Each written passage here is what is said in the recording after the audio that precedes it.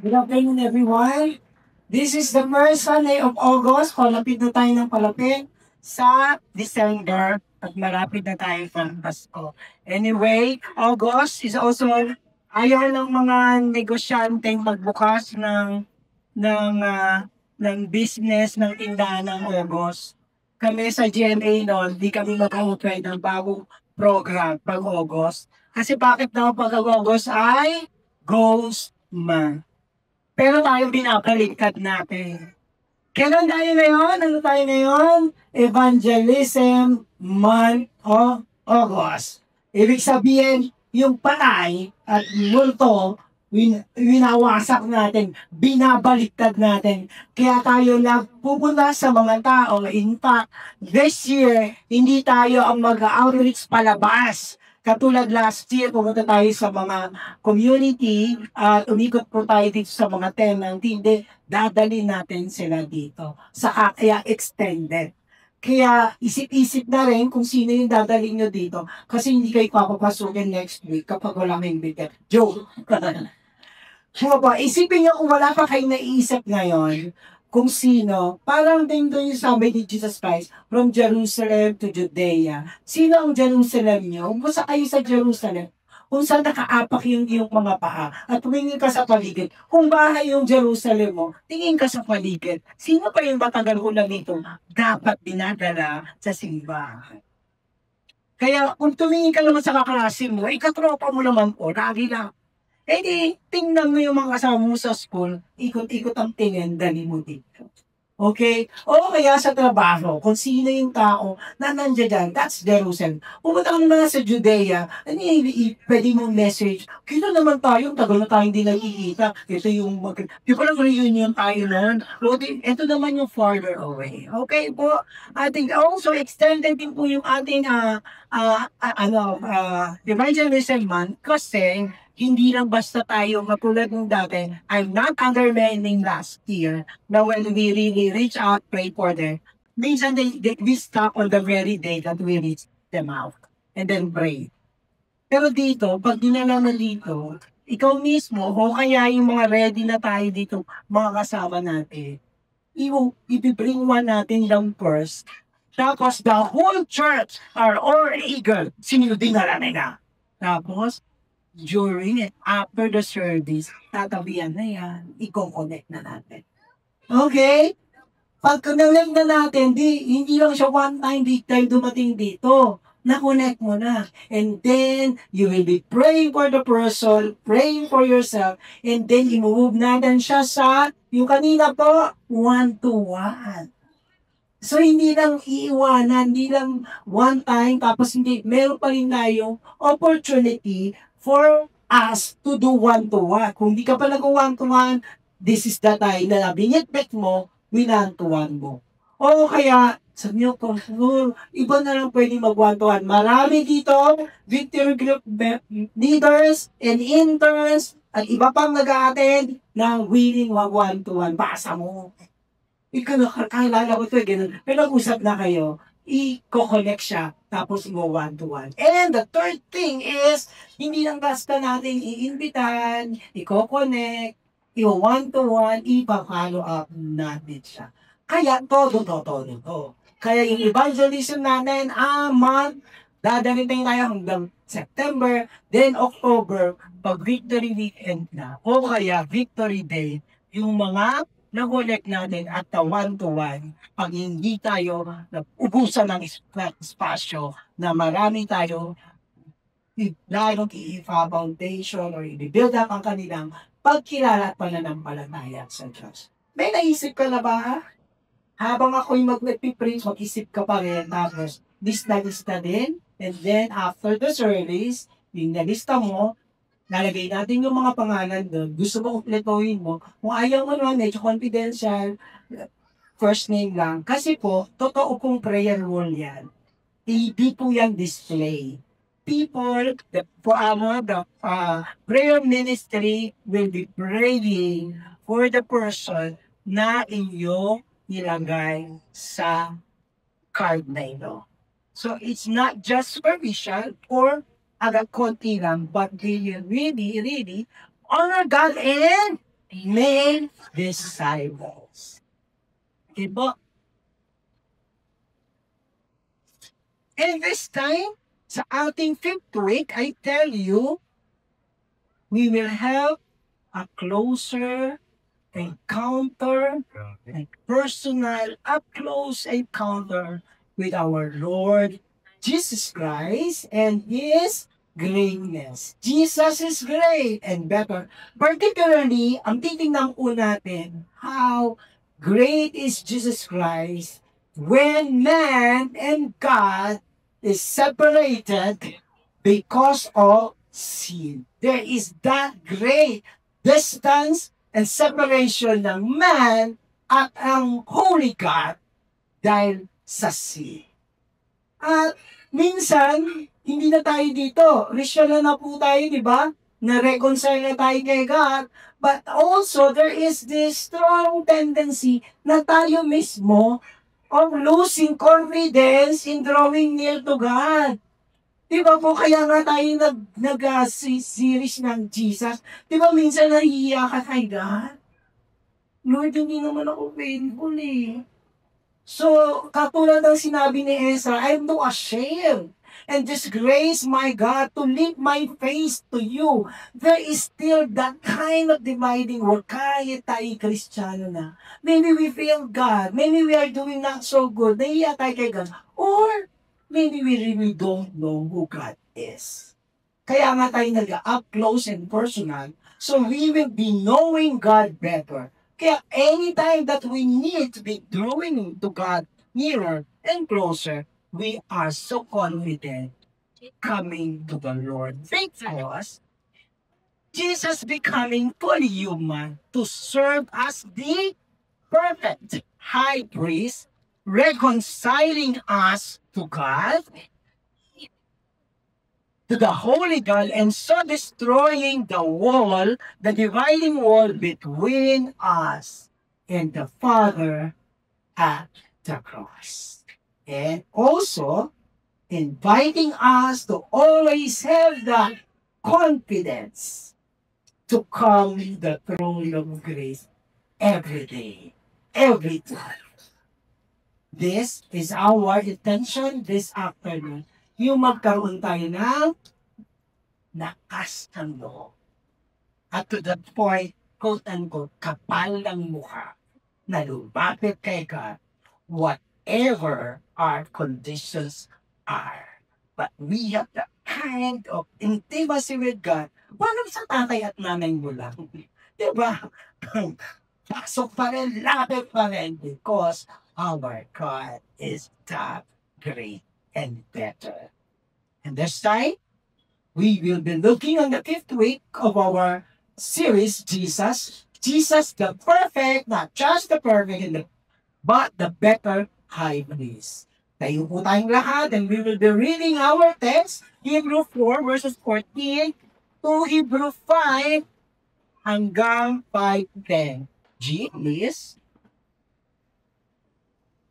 Let us open our Bibles po to Hebrews 4, Hebrews 4 verse 4 on page 582. Pagkaroon ng walahan, ano na po? Say amen. Then let us read po. Since then we have a great high priest who has passed through the heavens, Jesus the Son of God. Let us hold fast our confession. For we do not have a high priest who is not able to sympathize with our weakness, but one who in every respect has been tempted as we are, yet without sin. Thus then, with confidence, draw near to the throne of grace, that we may receive mercy and find grace to help in time of need.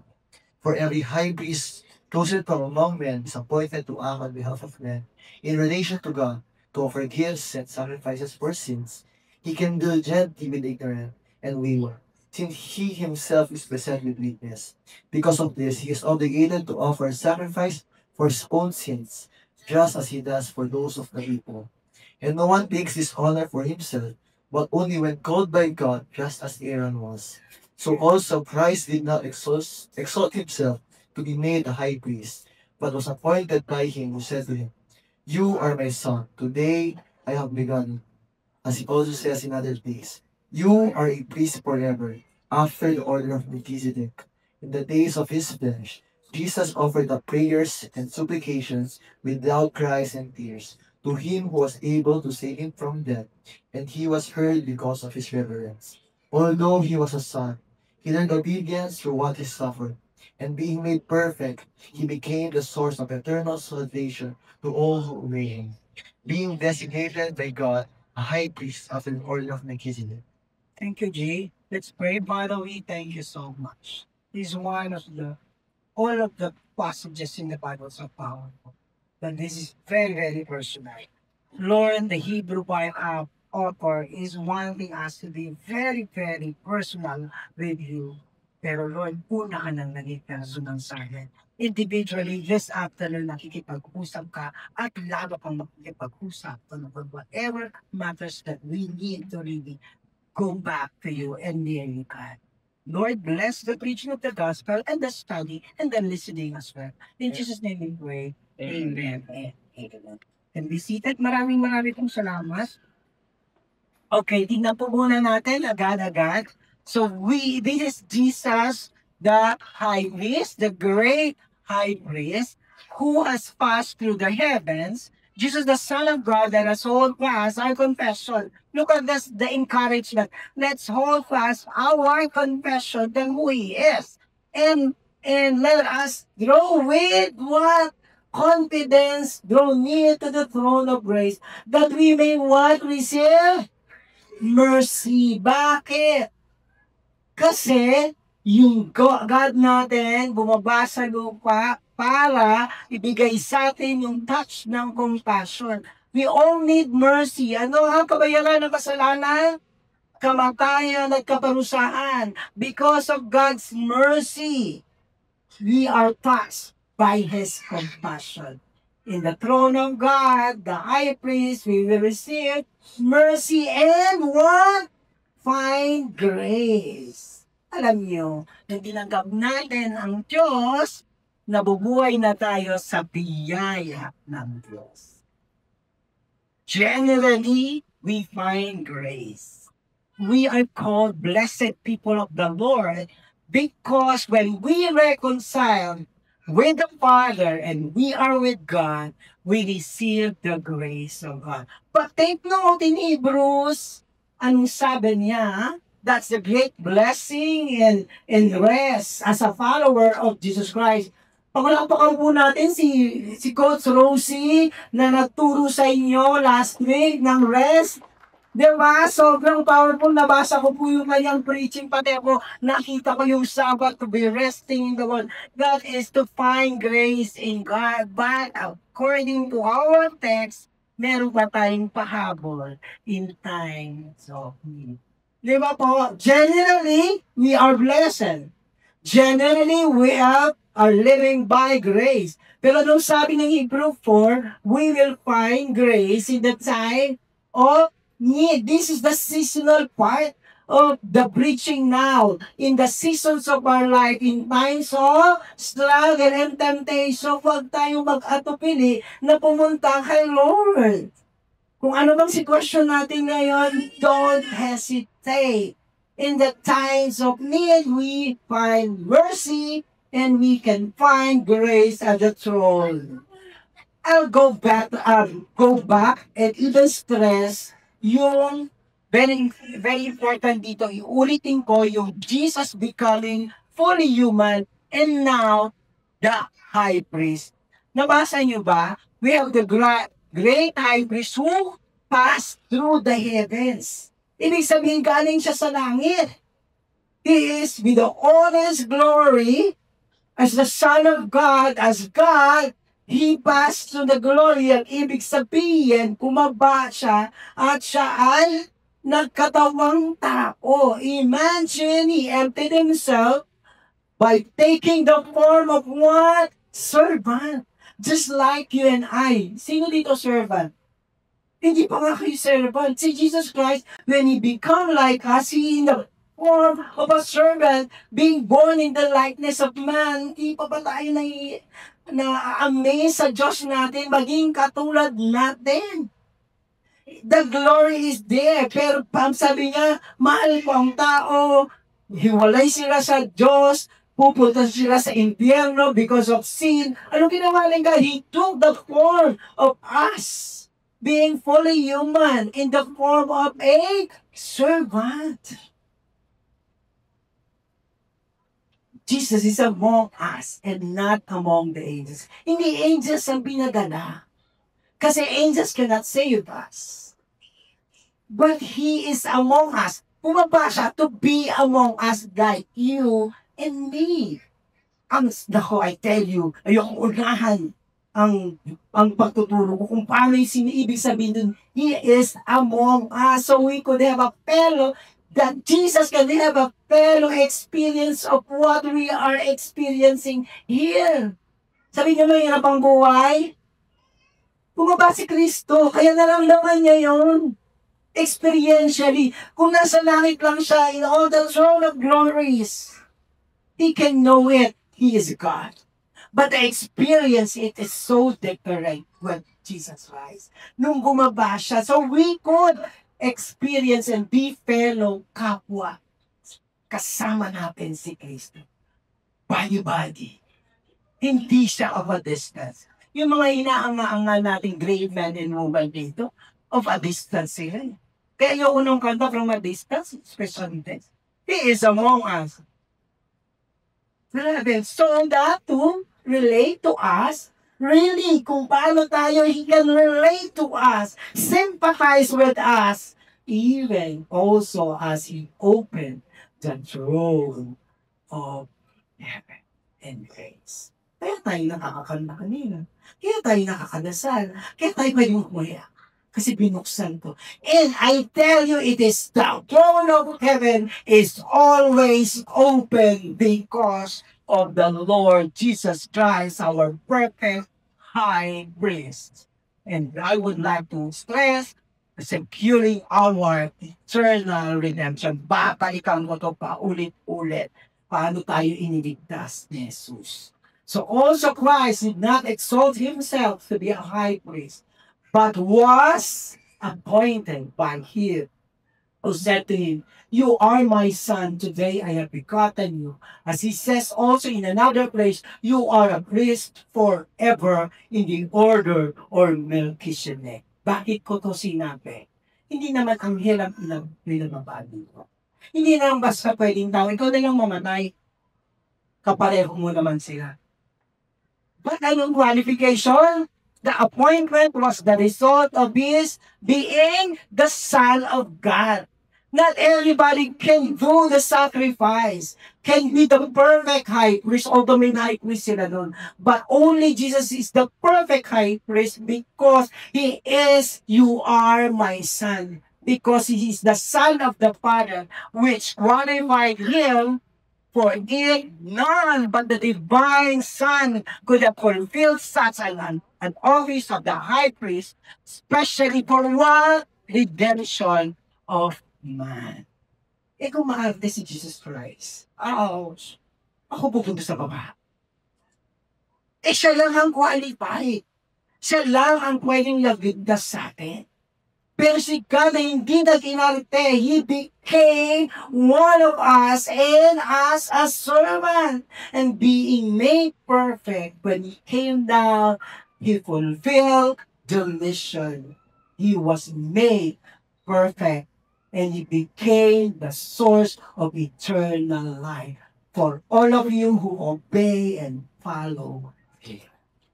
Grabe, He finished His work. Through what? Sufferings and death. Hindi yung parang hindi yung parang nag-Miss Universe, lumampa, tapos nanalo. This is exactly, the trial is not that. The perfection and the achievement is not just like that.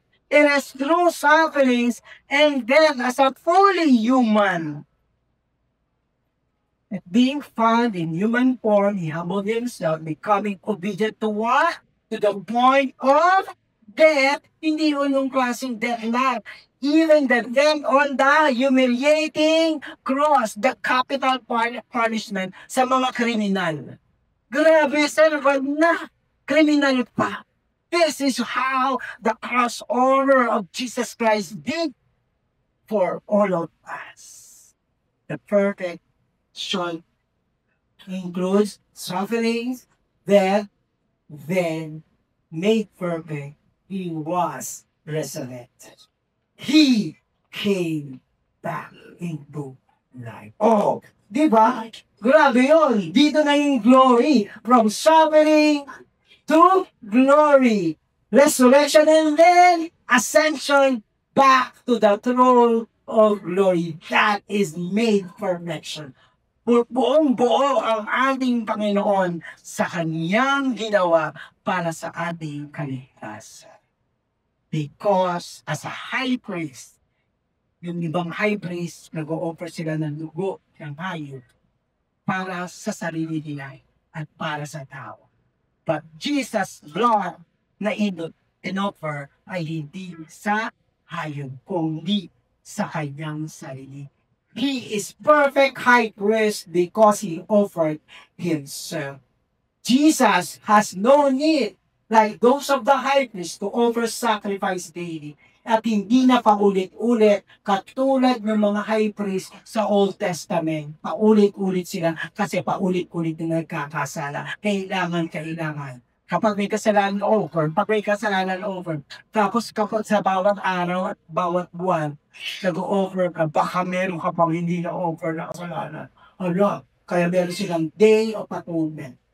The only high priest, ang tindi nito, yung talagang siya papasok sa Holies of Holies, na kapag may bit na kasalanan si high priest, sabi hindi niya na-offer, tedi siya doon sa loob because that is Holy of Holies. Hindi po pwedeng magdalungis at dumitoon. Kaya ang high priest, kapag meron siyang unrepented sin, hindi na sacrifice, meron pa kayang bells kanyang, laylayan ng kanyang sultana or whatever you call that, merong mga bells kasi kapag hindi na siya naririnig ng daily siya. Hindi naman pwedeng kunin ang kanyang bangay doon. Kaya kailangan may rope siya kaya ihilahin. Daily in the Day of Atonement every year. But once and for all, Jesus entered the Holies of Holies into the holy place, not by means of the blood of goats and cows, but what? But by means of his what? Own blood, thus securing our redemption and forgiveness. Kung nung time na yun sa Old Testament, ang dugo ng mga hayop ay nagpapalinis sa mga Israelita, Day of Atonement.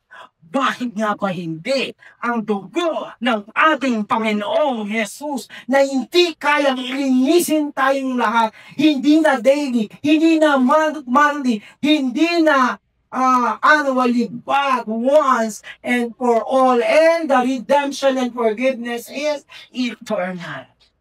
Wow! How much more will the blood of Christ, who through the eternal Spirit offered himself without blemish to God. Delikado nga yung high priest, baka kasi hindi sila perfect. Pero si Kristo, fully human, I tell you, fully human, katulad natin. Pero ang kanyang dugo na kanyang inoffer is without blemish. Kaya pwedeng panglinis sa lahat ng ating konsensya from dead works to serve the living God. Jesus, the better high priest, keeping the throne open and closer. He can sympathize with us, with our weaknesses. Yan na, papasok pa tayo lalo sa intimacy with who God is. For we do not have a high priest who is unable to sympathize with our weaknesses. Meron bang yung iyak ka na ng iyak? Hirap ka na lang. Okay. Ang sakit nun. Imbis na makasimpatay sa'yo, hinatulan ka pa. Kasi ka pa naman. But we have a great high priest who can what? Sympathize with our weaknesses. Sino walang weakness dito? But our God sympathizes with our weaknesses, but one in every prayer, in every respect has been what? Tempted as we are. What? Yet without sin. In the book of the Gospel, the first few pages, pagkatapos ng announcement ng baptism, di ba anong nilagay ito ng nila Luke? The temptation po. Yung great high priest natin, na-tempted, naman, di naman siya tinukso. Anong sinabi? Tinukso siya. Tinukso ang Diyos. He is not above us being all, and He is not above us being in all points one with us as to manhood, except sin. Hindi siya yung parang royal blood. Marami pa tayong tinitingnan, wow, ang taas ng ganito. Pero He is among us. Pareho namin, hindi natin, kasi Diyos siya eh. No, He is fully human. So when we are tempted, Jesus was tempted. That was the intention of the gospel writer in the book of Luke and Matthew when His temptation was written there. Para makita natin na natukso rin ang Diyos o yun nga lang without sin. Pag tinignan niyo po yung pagkakatukso sa Kanya, ilang beses siya tinukso? Hindi siya tinantang ni Satanas. Ginamit pa yung mundo 3 times. In all points. Yung pagtukso sa Kanya, He can sympathize with us sinners kasi tayo din ay tinutukso. For He was truly tempted. Hindi lang. Hindi siya stage play. He was really tempted. Satan really pushed so much of his power. Tuksohin. Ginamit ang salita ng Diyos. Diba? Binakitaan siya ng kahirapan. Sige naman patulog ka. Kung bida-bida ako. Talaga mahal ako. Magpapatulog ako dyan. At sasaluhin ako ng anghel ng Diyos ko.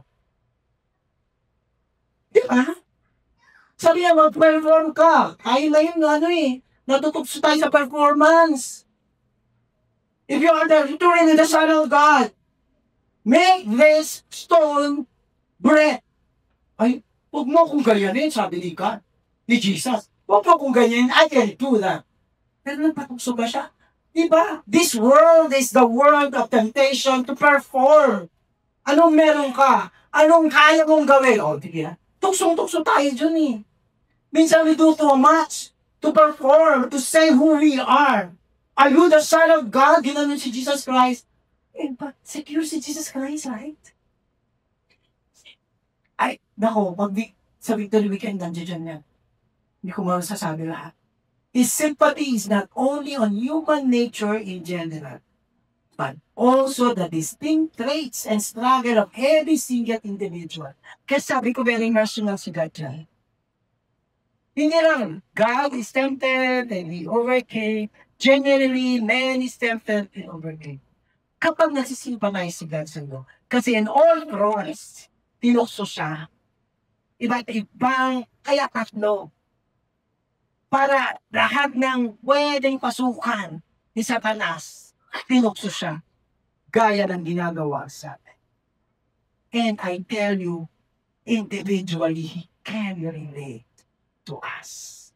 We have all source and path of temptation. Alam yun ng God.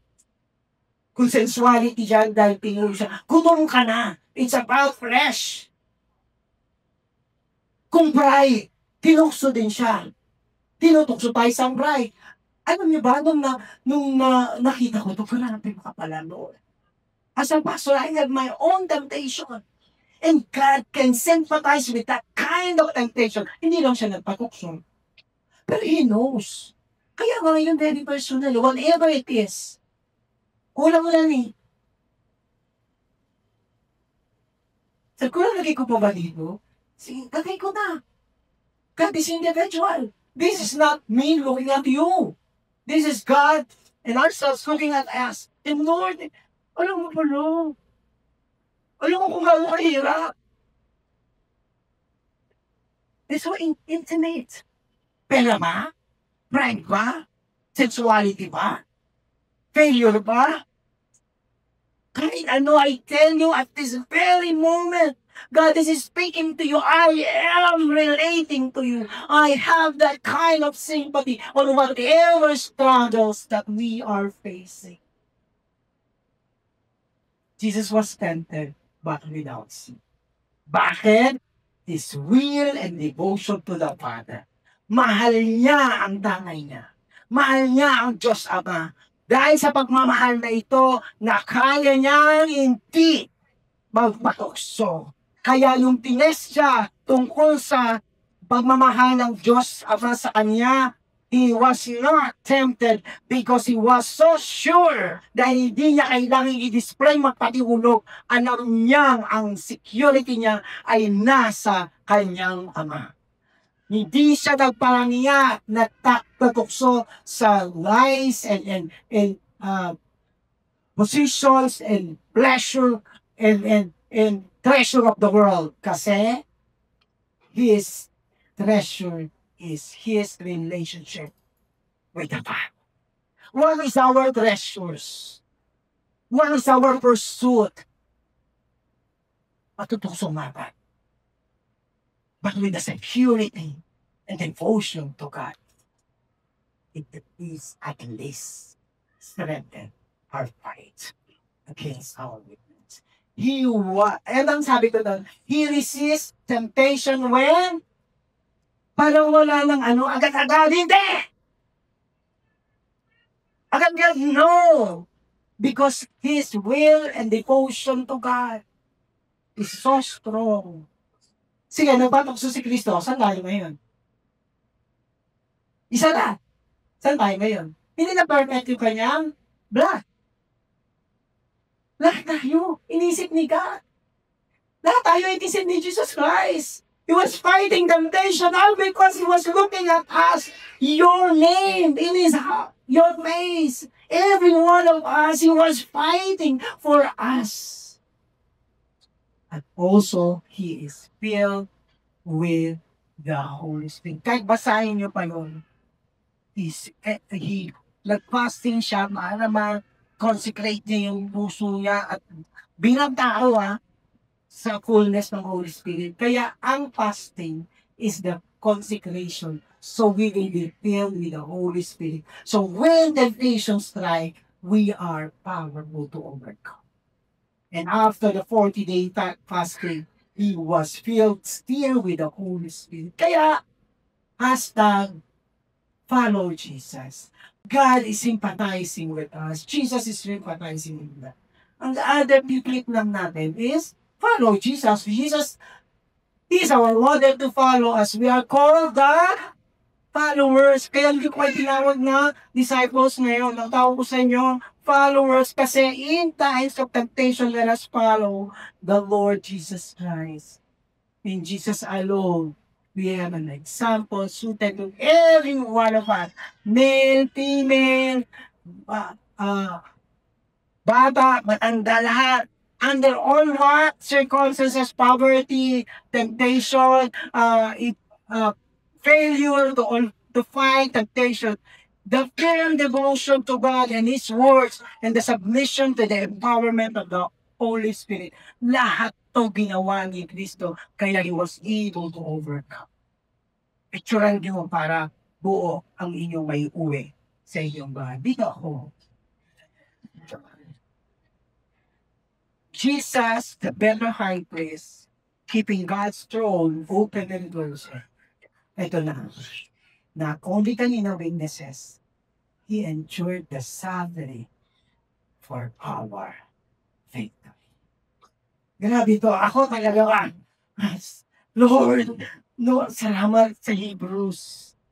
In the days of His flesh, huli man, Jesus offered what? Prayer and supplication. With what? Loud cries and peace. Kaya go! Umiyak kayo! Si Kristo umiyak! Nung time ng temptation, nabibigay ba siya? Or nung time ng hirap, enduring the cross, enduring the shame, with loud cries and tears. To Him, kanino siya tumawag? To Him who was able to save him from the death. Umiyak mismo si Kristo. He is like us under the pressure of human struggle. Alam niyo po ba, ang nililitik ng Hebrew 5 is yung Garden of Gethsemane. Grabe yung turmoil nito. Diba inagasan pa siya ng dugo? Grabe yung turmoil nun sa loob, sa spirit, sa puso, sa isip. Struggles needs, human struggle which need divine help. Tumawag siya sa Diyos Ama. Don't hesitate and then don't be too prideful not to call to the help. Distress call kay Father. Si Jesus na tumawag sa Father. Tapos mag-astig-astig pa tayo. He cried to the one who would answer his prayer.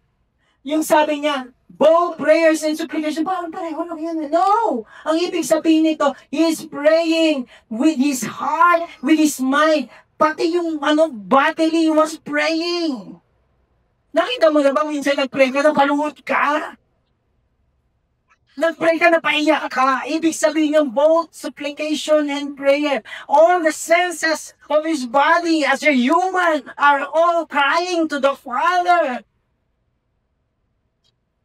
Body, mind, and heart. In Gethsemane, where he prayed how many times? Thrice. And on the cross, where he cried, my Father, my God. Let us always cry to the Father. Imbis na maghimaktol, imbis na magtampo, harap sa Kanya. Imbis na mahiya. Kahit may failure tayo, huwag kayong mahiya kay God. Huwag kayong mahiya. Don't let this be used by Satan not to go back to God, not to come near to the Lord.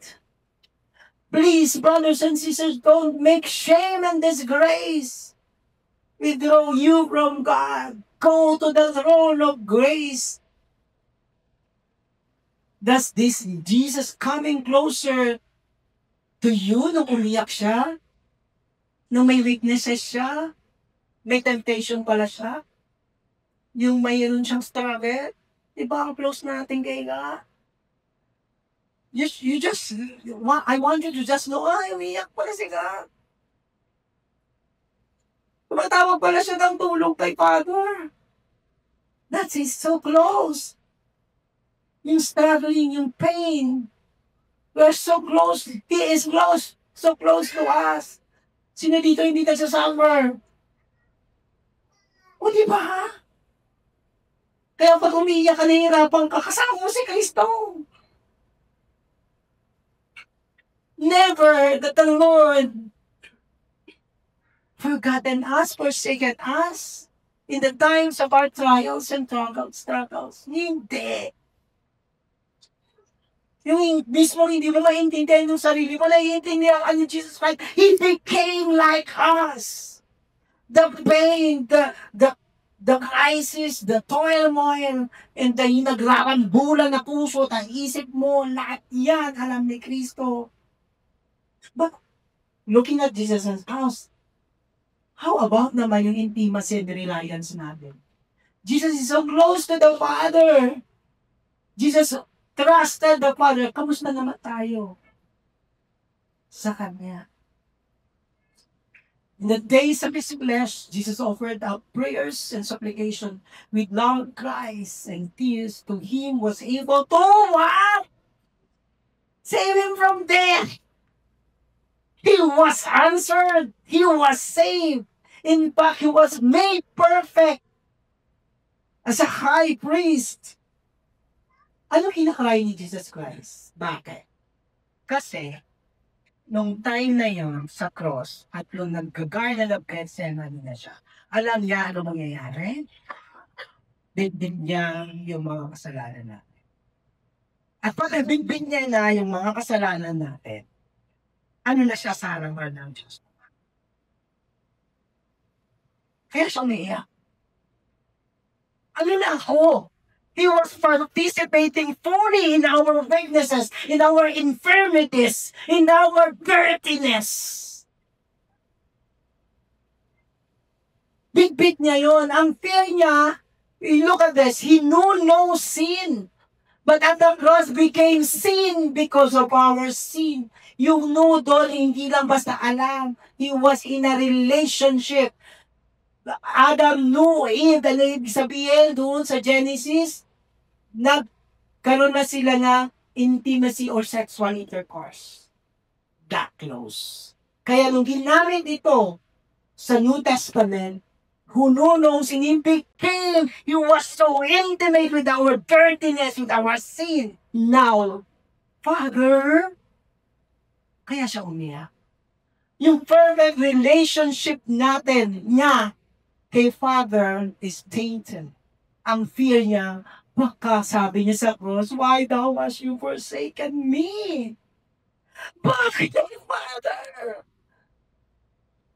This is how enduring and the suffering of our Lord Jesus Christ, carrying our sins. Yung iyak niya, hindi sa iyak niya, ayoko na ito, pagod na ako, hindi. Yung relationship nila ng Father is so perfect, ang inaalala niya. Kaya siya, Father! And he was hurt because of all this reverence. Bakit siya napakinggan ng Diyos? Always in the reverential fear to the Father. No thoughts or word of restlessness and distress or insisting his fear or wants and cold will. Ano yung reverent fear? Lord, Father, kahit natatakot ako sa mga concern ko yung relationship natin, concern ko kung tinitingnan mo pa ako. Yun yung concern niya. Now, because of his godly fear and devotion to the Father, hindi niya yung concern ang hingin. Kaya sa Garden of Gethsemane, anong sabi niya? Nevertheless, not my will, but your will be done. Yun yung reverence fear. Godly fear, ultimate obedience and respect. Hirap na siya, pero wag ako. It's not about me. It's about you and your will to save the people. Kaya nakita ng Diyos Ama, He was hurt. Alam nyo, paano tayo magdasal kay God? What does it mean to put a demand on God? Si Jesus Christ, hindi assertive. Gusto ko ito kasi, anong sabi ni Jesus Christ? Not my will, but your will be done. Kaya ko ba talagang pinakita yung hirap, yung agony. Pero ang ending pa rin, not my concern. Put it all on me. Kasi you want to save us. Anong laso ito pa pray? Naku, Lord kala ko ba? Ito kasi gusto ko eh. Yung iba minsan lang ipapaalam kay God, pero hindi nagtatanong. Pero mo ba ito? Wag pa nakabaan ako. Okay? Dito na tayo. And although he was son, he learned obedience. Everyone he suffered. Saan niya natutunan? Perfect ang relationship nila. There is no issue of obedience in the heavens. Walang issue yun. Saan niya natutunan? Nang fully man siya? No, doon niya natutunan ang obedience. Let me read this. Jesus did not have to learn to obey, yet he learned his obedience not from being the Son, kasi perfect yung kanyang obedience. But from where? Sufferings. He was obedient already before his sufferings, but he bent down to a still more humiliating and trying form of obedience. Susunod pa ba talaga ako, Lord? Took upon him the form of a servant and became obedient unto death. He will not experience it kung hindi siya bumaba. Kakawa. Now, natutunan niya ngayon ang obedience. Kaya, kung nahihirapan ka rin mag-obey, ang love ni Lord yan. Kaya hindi niyo, kaya yung, matuto ka nga, mag-obey ka nga kung makaparo kang pariseyo. Walang pariseyo dito. Kasi si Kristo, He struggles also like one of us learned obedience. Huwag magpakariseyo. Lahat tayo nag-struggle sa obedience. O, di ba? Sarap pakinggan. Pero huwag lang hindi pa obey, ha? Kasi si Jesus Christ ang ending, nag-obey pa rin. Jesus liked you. Just like Jesus. Let us learn to trust and obey God in the midst of what? Sufferings. Jesus' high priesthood encouraged endurance in the struggle against sin and unbelief. Huwag takot sa sufferings. Mga magulang, huwag niyo namang i-excuse at ialis sa sufferings yung mga anak niyo. Pag hindi talaga pwede, hindi talaga pwede. Pag mali, mali. Eh kung iiyak po. Tapos tayo po yung kumahirap yan. Totoo ba sa chismis? Yung mga kabataan ngayon, lipat ng lipat ng trabaho kasi hindi na sanay mag-suffer. Ay, ayoko mahirap eh. Trabaho nga ako yan. Pero bakit lipat ng lipat? Kasi pag nahihirapan, ayaw. This is the theology of the next summer. O, sige, pastor na to, ang turo ba? Hindi, sabi mo, good. Si Jesus Christ, nag-learn siya sa sufferings, right? Tapos yung anak natin, naalisin natin, bigay nyo lahat. Nagagalit na ako. Kalma. Kasi ang dami kong nakita ng sport na bata, ewan ko ba, sa mga nanay na to. Tsaka tatay. Tsaka auntie. Tsaka lola. Naku. Sige na nga, ayun ba?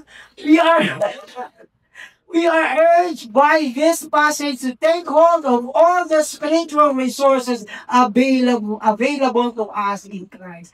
Kahit mahirap, we have the power and resources in the prayer of Jesus Christ. Hindi wala.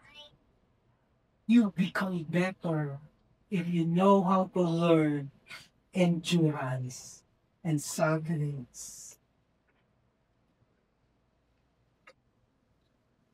This special discipline and learning of the severe human experience with Jesus Christ was part of being the high priest who could be in touch with our feeling of weaknesses and suffering. Grabe, basta pala yun. Para kapag magre-relate siya sa atin, may endurance din. Alam niya yun i-endure natin. Kaya pag nahihirapan kayo, umiiyak kayo, alam ng Diyos yung tears nyo. Kasi parte yun. Imagine niyo, He had gone sufferings para maintindihan niya tayo lahat. This again for us. Kaya kapag umiiyak ka na, the Lord knows. The Lord feels. And the Lord answers. Di ba pag now, iyak ka na kaya. Imagine niyo, ganun kasuplado yung Diyos. Ba't kaya ka naiyak? Ayun lang naman. Hindi ganun siya. Let us then, now, in conclusion, let us all read. 1, 2, 3, go.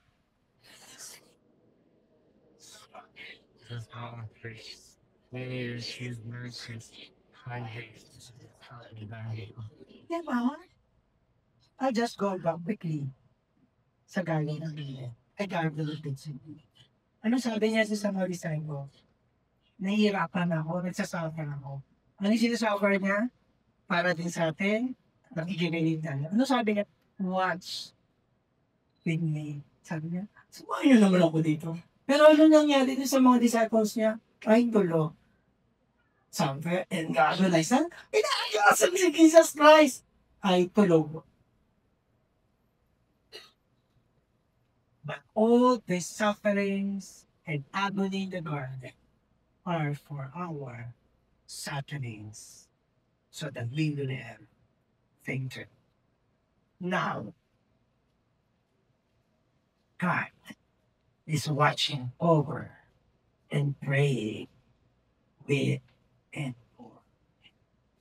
Kung yung mga sa garden, yung mga disciples, hindi siya sinama.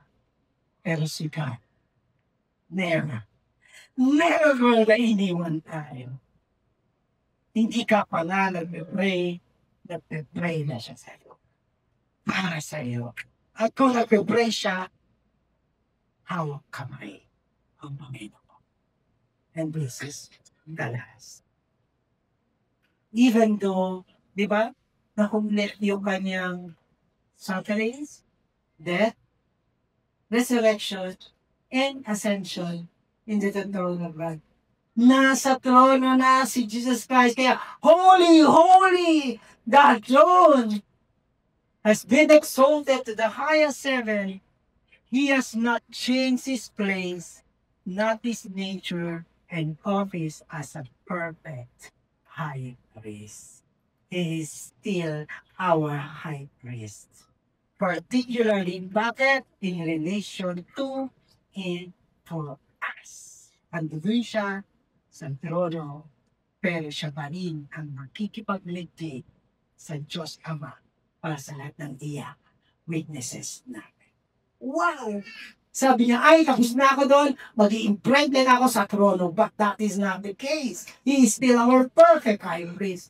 Although He is in the highest glory now, His love and sympathy for us are still just as resembling us, just like one of us. As nung umakyat si Kristo sa langit, yung fully human niya is still there. Meron tayong represent.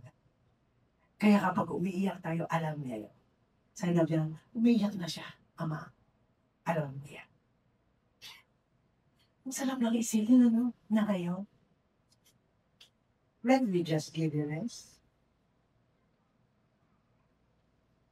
Even at the throne of glory and grace, when we are weak and suffering, He is carrying us through. Ayoko sanang maglagay ng picture ni Jesus Christ. But as a fully human, katropa mo siya. Kabady mo siya. Kapartner mo siya. To all of us. And then, God is personal. This. Sana nga mas maraming na akong picture na nakayakap ang fully human Jesus. Sa matanda, sa bata, sa lalaki, sa babae, sa lahat ng uri ng tao na nandun nag-agonize. At sabihin mo sa iyo, even right now, as He is in the throne of glory, we can find grace and mercy because He is embracing you. Yes, He is fully God, but embracing you as a fully human. How do I worship Him? God is personal. God, magsabi kayo, and just be yourselves. Let us have the confidence of God who is like us. Fully you have struggled, has enjoyed, was strengthened. Bigay ko sa inyo mo.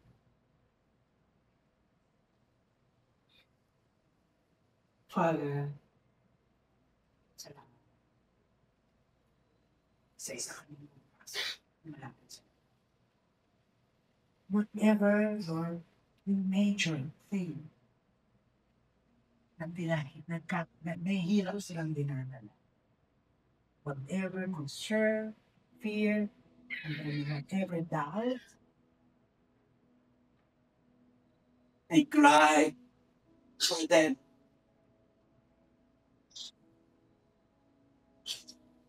Hear their prayer, Lord. Hear them, Lord. Thank you for inviting us to come to you. Hear them. Hear their cries over temptation and struggles. Kung ano man yung bagay na alam nilang ayaw mo at nahihirapan ka na. Alam mong bagay na ginagawa or entanglement that giving them problems in life, in family. Father, we pray.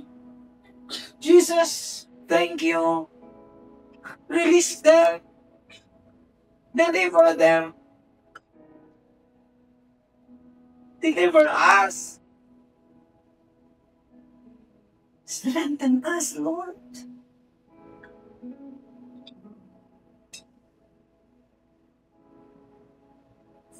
Sige po, kayo na sumigaw, umiyak ka. Walang nahihiya kay Lord. Walang mahihiya kay Lord.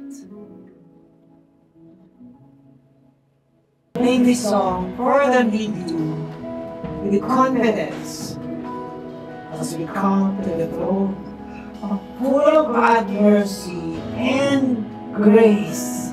Find rest with the Lord.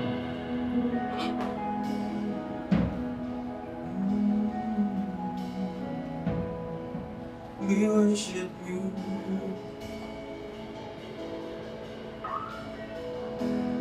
From golden streets, stars at your feet. From royalty, you came down. How can it be your majesty would reach for me? You came down. And you found me, and you saved me, and you made me whole. Endless mercy came to find my soul.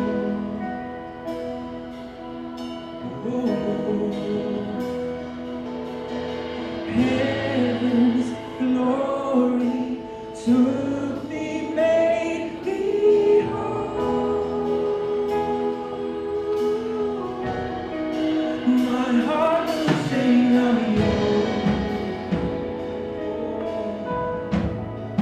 for all I am is yours. My heart will sing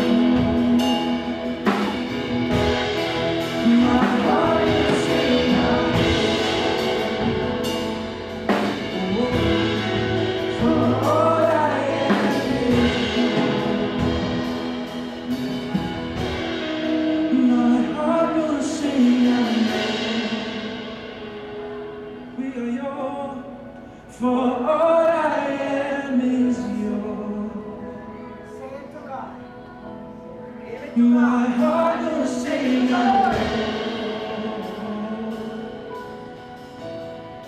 For all I am is yours. My heart will sing of yours. For all I am is yours. I will sing. My heart will sing of yours. This is our dedication, Lord. Oh, for all I am is yours. For the last time. Please sing. My heart will sing.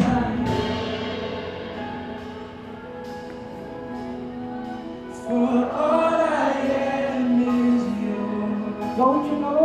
And I know you agree with me. It's time to worship the God at the throne of His grace, the holy forever God.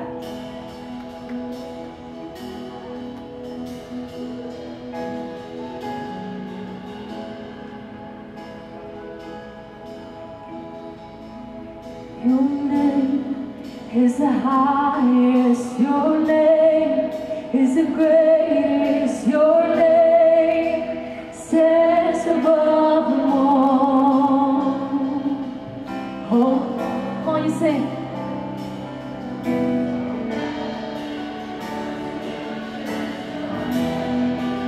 Stands above them all. Your name is the highest, your name is the greatest, your name stands above them all.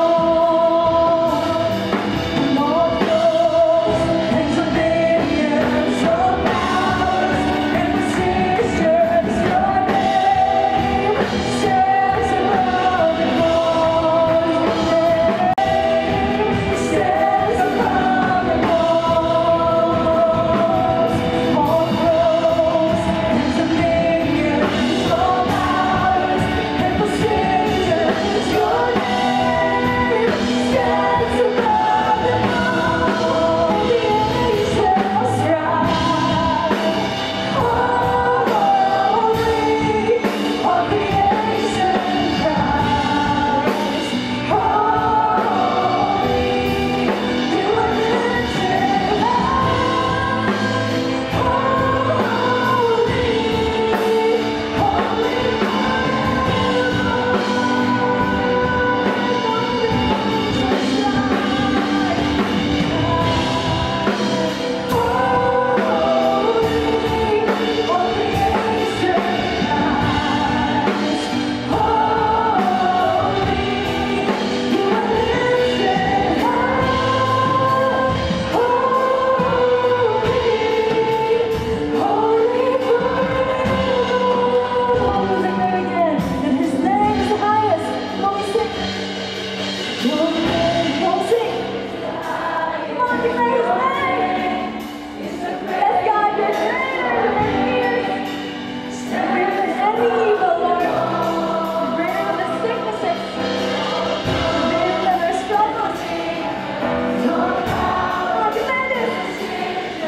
your name stands above them all. Your name is the highest, your name is the greatest, your name stands above them all. All thrones and dominions, all powers and positions, your name stands above them all. Your name is the highest. One, give me a voice, sing. One's the greatest. God hears us. Jesus hears us. One.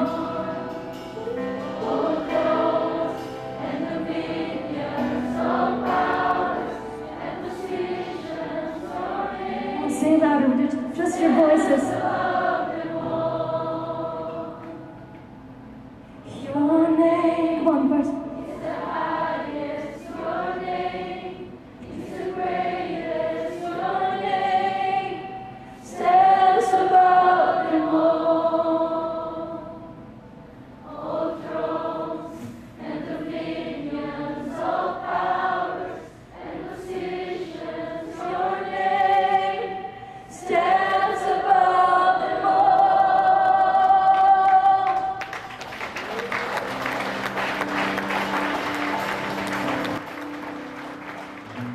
lahat ng papuri, pagpapasalamat sa kabanal-banalang Diyos na namin ibinag. We worship you, we thank you. This we pray in the mighty name of our Lord Jesus Christ. And everybody say, Amen and Amen.